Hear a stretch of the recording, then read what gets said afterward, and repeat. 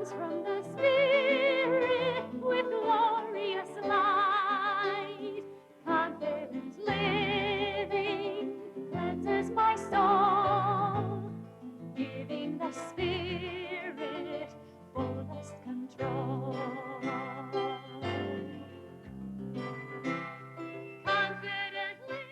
I'm Mike Costello, and today I'm with the Reverend Iris Freelander, and we're going to be discussing some ideas for confident living with you. And today we'll be talking about events versus experiences.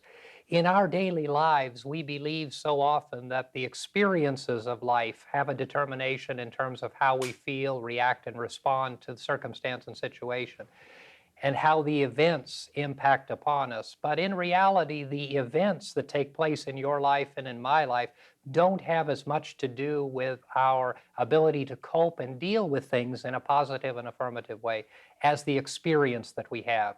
We all have events that take place in our lives, and from those events, we have experiences that happen within us. One of the ways to look at this and to consider our thought process as we move through this thinking is that the experiences are those things that happen inside us, and the events of life are those things that happen outside of us. And so in the next few minutes, we'd like to share some thoughts and ideas with you of the difference between the events of life and the experience of life. Let's start by talking about some of the events that face our daily lives. Iris? Well, you always say so often at church, we create our own reality, and indeed we do. So it's according to how we view the situation, whatever the event might be, as to how we react to it and how it impacts on our life as a whole, too often on our health. On our life, on our health, on our mental capacity, on our feelings, impacts our feelings and emotions. One of the things that we say so often is we live in our minds and not in the world. And that really reminds us of the fact that while we have events that take place in our lives, the experience, and that's how we perceive what happens, is really the important aspect, and that experiencing comes from a conditioning of our mental process, which is the foundation of New Thought teaching. Exactly. And the way we perceive things is the key, as you always say so often, because it's how we react. And in retrospect, we might see ourselves in a whole different light and the event in a whole different light.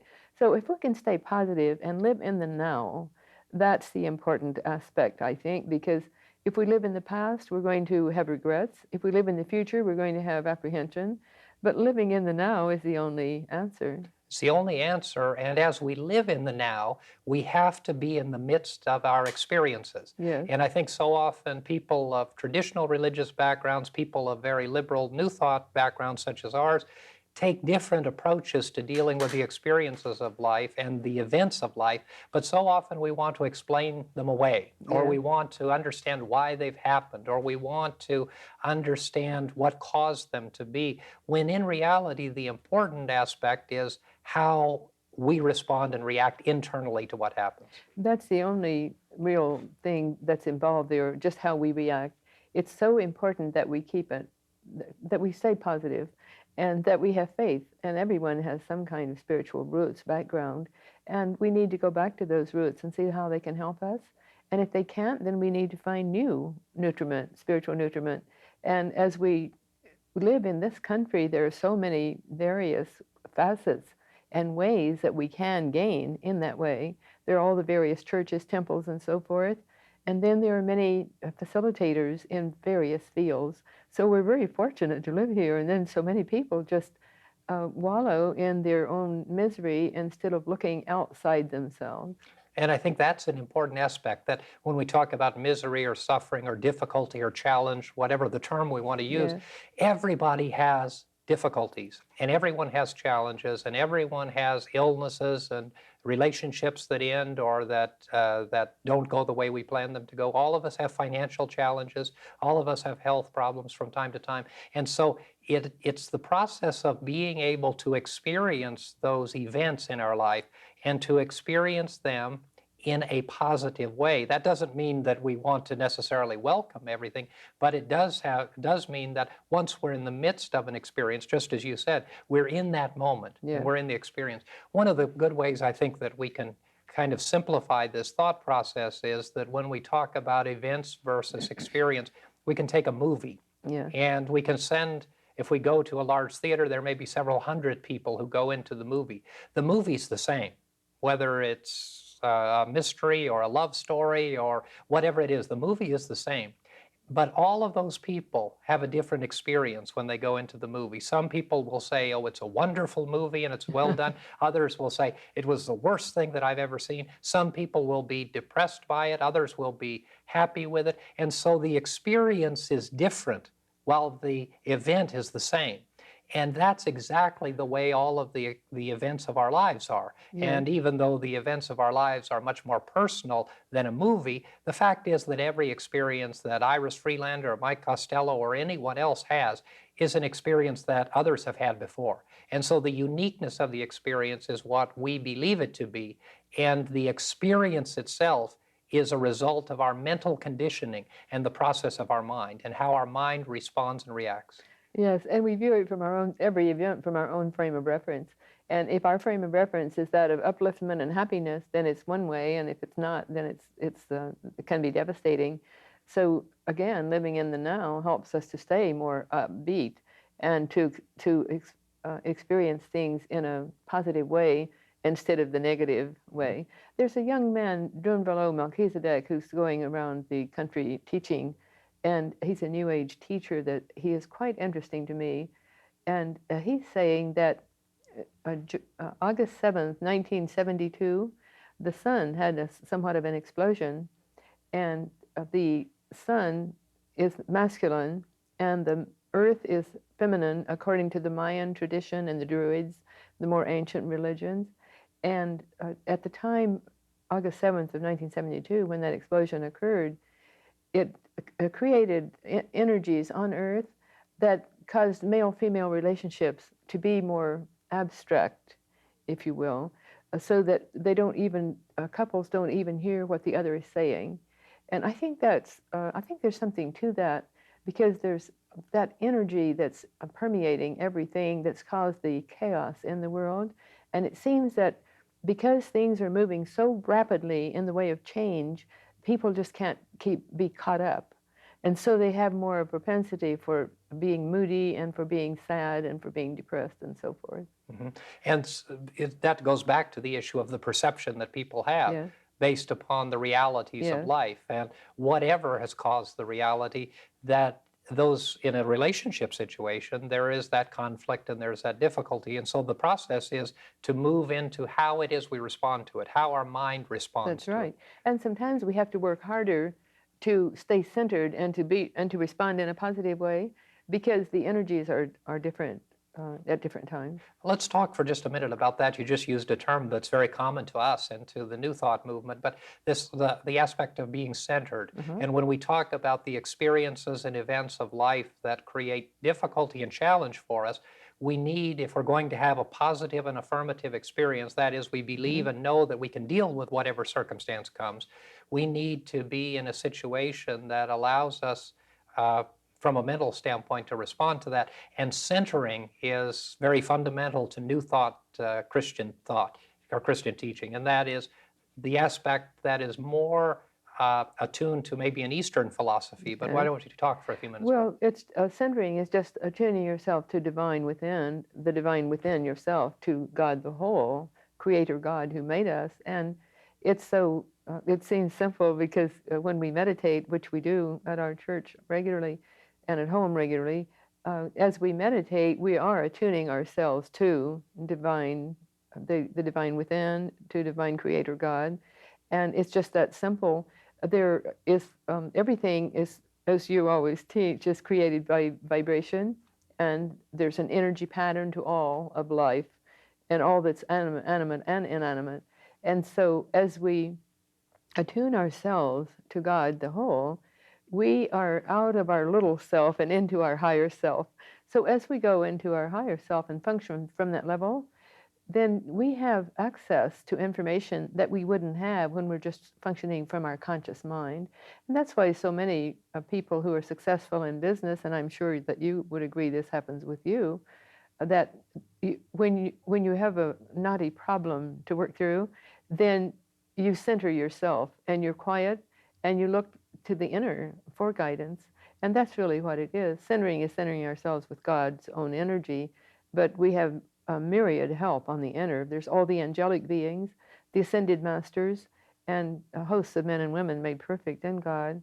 And so they're there to help us, just as we should be there to help each other here on earth. And that's something we need to discuss too, is just loving others. And as we're centered, we're more uh, we're more loving toward others. Our attitude is that because we have universal thought forms coming into our being. Mhm. And as we move into that centering process, which again is very common to Eastern faiths, people of the Eastern faiths and traditions know it far better than those in the West do. But as we move into that process of being centered or being connected with the divine, connecting our human mind and our human thought process with the divine mind of God, then the events of life are not the important aspect. Instead, it is going back to the experience. And we are able to experience the presence and the power of the divine, which we call God, and ourselves as a creative force to change the way that we feel about the events of life. Yes, well, Daniel in the lion's den would be a classic example that most people are familiar with. And what did he do? He centered himself so that he was attuned to God's own energy. And he exuded this energy from his being. And so the lions could sense that, and they didn't touch him. Mm-hmm.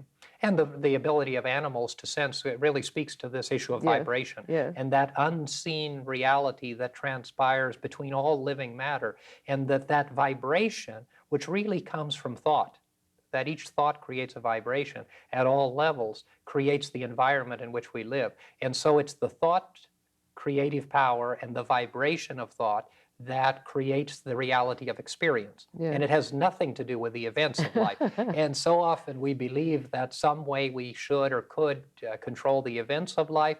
And certainly in New Thought, we believe that we can, to a large extent, control the external events of life. But our goal is not to manipulate the physical world, but instead to change the way that our mind and heart operate on a spiritual level. That's the important aspect and the key to it, and to successful, confident living. If we do that, then we do accept whatever comes as well. This is a law of cause and effect. This is a chain of events that can be expected. And then we view it from a more spiritual viewpoint. Mm-hmm. And we accept that reality. And in the midst of accepting that reality, we then center ourselves and are guided to and directed in what it is we should do, how we should think, and how we should respond. The story that we use so often in the church when we're teaching lessons, especially about the dynamic of mind and the ability that we have to view things in a different way, has to do with the fact that none of us like to have bills. We've said this before. We don't like to have bills. We don't like to go to the mailbox and get excited about the fact that we have 6 or 7 wonderful big bills that have come in, and then sit down and gleefully write the check for them.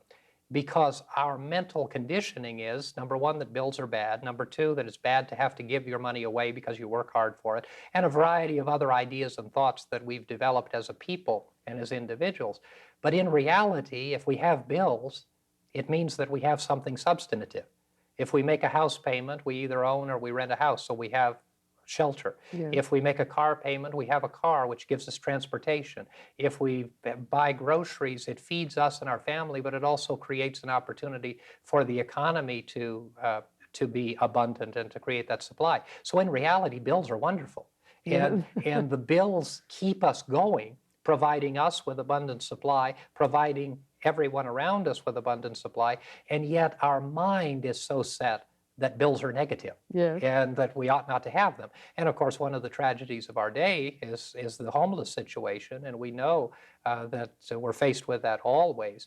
And the homeless have no bills. That's it. And so it isn't not having bills that's going to create happiness for us, nor is it in being unhappy about the bills. It has to do with the perception of the way that we view the things. And accepting reality as whatever is in our life at that time, and then changing what we wish to. That's key, to change it. And part of the process, and I think one of the things that differentiates traditional Christian thought from New Thought Christian teaching and philosophy, is this issue of personal responsibility. Yeah. Because we're not talking about giving up responsibility or expecting something or someone on the external, an external God, if you will, to do something for us. Instead, we're taking personal responsibility and claiming the fact that God and we are one, and that in that unity, there is personal responsibility, and it isn't God's responsibility to do for us. It's our responsibility to respond to what God has given to us. Exactly. And I think more and more people are doing that. We hear words of doom and gloom all around us, but I don't think that's true. I think that the consciousness has raised of all humanity, and more people are thinking positively, more people are living worthwhile lives, more people are helping others, more people are sending love out into the world. Just caring for others carries so much weight. And that's a wonderful perceptive concept that you just shared, because the general thinking is, when we talk with people, is that things are bad and are getting worse. Yeah. When in reality, that is an experience that people are having because it's their perception Yes. of what's happening. But when we really look at the world, even with the difficulties that we have, even with the challenges that we have, the reality is that life is today so much more abundant and so much more blessed and so much more wonderful, and that there is tremendous opportunity that's taking place in our own communities, in our nation, in the world, even though there are negative aspects. There have always been negative aspects. And in reality, the negativity is less today than it was in the past. Exactly. And I read a statistic this week that was really wonderful and shocking almost, that on a test given out by a movie producer who wanted to know what kind of movies people want, it's always been sex and violence, violence and sex. Ancient wisdom was the highest one, had the highest marks. More people wanted movies describing ancient wisdom. Isn't that exciting? It is. And of course, if we look at what people watch, of course, we know that the typical kinds of movies that we see are very popular and fill theaters. But we also know that if someone does a special on Egyptology, for instance, or the connection between those mystical issues of life and the physical life that we have today, that vast numbers of people are interested in it. One needs only to go to a dinner party or a cocktail party and begin to talk about reincarnation and find out that in a country that supposedly espouses a non-belief in such a thing, that many, many people not only have a belief in it, but have a strong interest in it. The same with spirituality, the same with spirit phenomenon, spirit communication, all of those aspects, some of which are seen very negatively. And we're not talking negatively or positively about them. We're simply saying that there is an inner yearning and an interest on the part of people to want more information about these spiritual realities. And they have all helped to lift the consciousness of humanity as a whole. Whether people like it or not, they think about it, and it lifts their consciousness because they're thinking about something worthwhile. They are evaluating and coming to conclusions on their own. And back to our theme today, which is events and experience, when we look at what's happening in the world, and from a spiritual standpoint, the world, of course, is becoming smaller because we have wonderful communication, we have worldwide travel that's commonplace, we have sharing of information. And in our country, we have this tremendous thing that's happened in the last 20 years, and that is the Eastern philosophy and theology and way of life and tradition has become integrated to the Western way of life. And we're coming to understand the unity and the similarity of both Eastern and Western spirituality and the value of bringing those two principles together. Yeah. And now those of us who have studied that for a long time and have some knowledge of it are being asked respectfully for an opinion. And I can remember years ago when I would hide the fact that I believed in reincarnation. And I started believing in that when I was 5 years of age back in Kentucky, where we just had very orthodox churches to attend. And later I realized that if nothing else, that made me believe in it more fully, just the fact that I would have any concept at all of reincarnation. And there again, it's an experience versus the event, because so often we're taught one thing and then we continue to believe it and we continue to experience it. Yes. And actually, the trappings don't matter. It's how we live the life that counts. It's how we relate to others and how we care for others. And those are the only important thing is love ye one another as I have loved you, as our Lord Christ told us. And that is the bottom line. And then it's how we express that love. And we can express it in many, many ways. And expressing that love has to do with expressing it to ourselves through seeing life and its experience and its events in Yeah. a positive way. Yes, and always positive, and always looking out to help others, and that's being positive, and just being free in our own right to be ourselves, and to be able to be alone happily, and to be able to meditate, take time to meditate, take time to pray. And it wouldn't matter what religious persuasion and church persuasion anyone has. Meditation has become more, as you said earlier, more and more prevalent, and it's added richly to our lives. Mhm. Very important aspect that we're not talking about anybody changing their religion or Never. changing their background or their faith, but we're talking about universal principles that can be embraced and applied by anyone wherever they are in the faith continuum. Yes, and if they don't have the dimension of meditation, then try it and add it to their own curriculum, because that's what we were talking about, being centered earlier, and that's what being centered is. And we're centered when we're in a state of meditation. We're simply, prayer is listening, is talking to God, and meditation is listening. So we're listening through that divine within for higher intelligence to give us encouragement, hope, information, and so forth. Mhm. For those who aren't aware, and many are, but many are not, of that difference between prayer and meditation, let's talk about that again. And you said it so well, and that is prayer is talking to God, Yeah. and meditation is listening to God. Yes. And how is that different? Well, it's different because prayer would be supplication. It could be praise. It could be, it's coming from our consciousness and going out to the inner planes of being. And then meditation is just being receptive and listening for that impetus that for which we're looking. And and we always get it. And in order to center ourselves, it's so very simple. Some people like the trappings of incense and candles and so forth, and that's okay. Most of us don't need those, and sometimes we use them just for fun, or for a change of pace. But we have the need to attune ourselves to God the whole, and so as we do, we gain a new dimension in our lives, because nothing is ever wasted. Mm-hmm. So for those who are just beginning the process of maybe meditation, how would you tell them to begin? Well, to begin, they would just sit quietly with their, I like to sit with my hands up or just a certain way. It wouldn't matter where we put our hands. The most important thing is to have our spine straight, and then just to say a brief prayer, and that would be attunement. And then as we prayed and attuned ourselves to God's own energies, then we can ask questions and we get answers. And I've received phenomenal answers that's helped me in my life when I've had knotty problems facing me. And I received totally unexpected answers, but I trust those answers I receive because I surround myself with the light of God, and I know that what's coming through is good and right. And so it's just it's just that simple. Mm-hmm. Now, the process, though, for especially people that have come from Western traditions and Western churches and religious backgrounds, are very challenged to simply be quiet in God. Mm-hmm. Isn't that true? Yes, it is. Yeah. And we have to know the difference, but it's according to our own need at the moment too, because we don't always have the same needs. Sometimes we just meditate just to attune ourselves with divine energy, and other times we want the answers to questions, and other times we want deeper knowledge, and we're looking for help from those on the inner who will give us that deeper knowledge.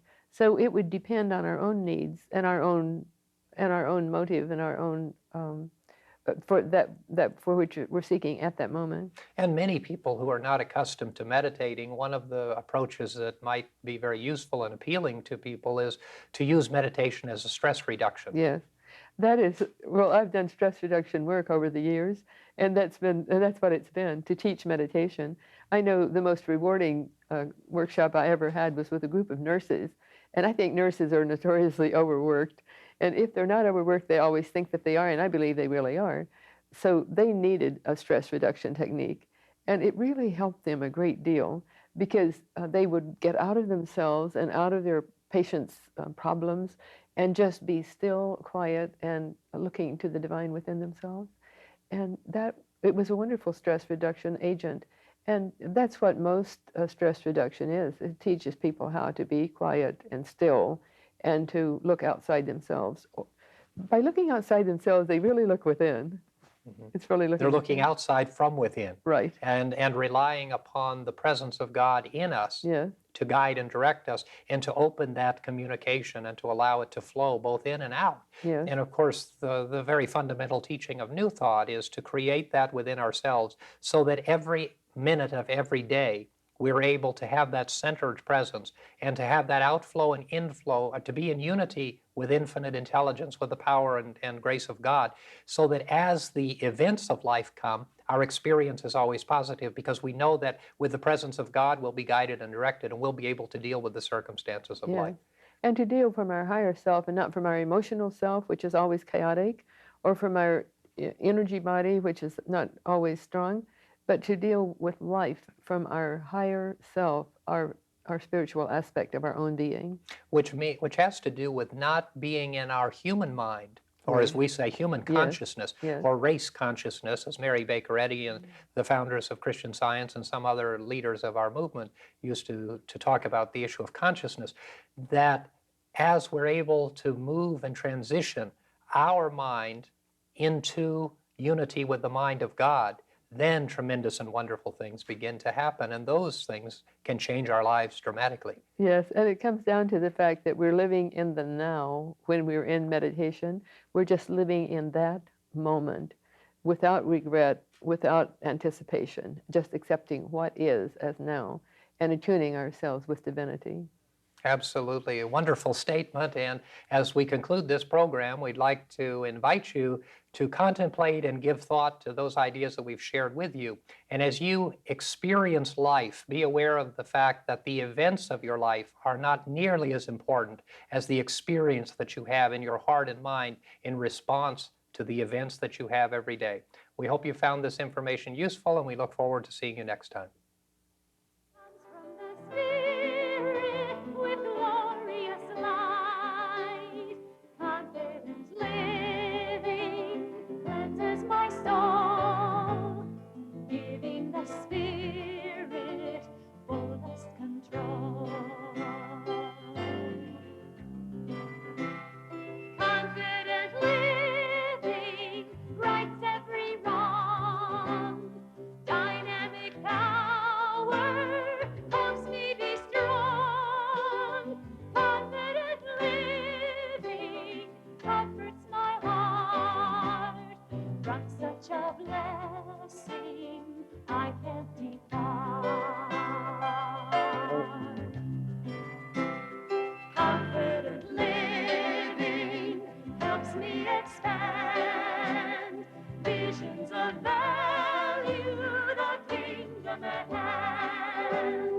Confident living, talent to win, gift of the Spirit moves from within. Confident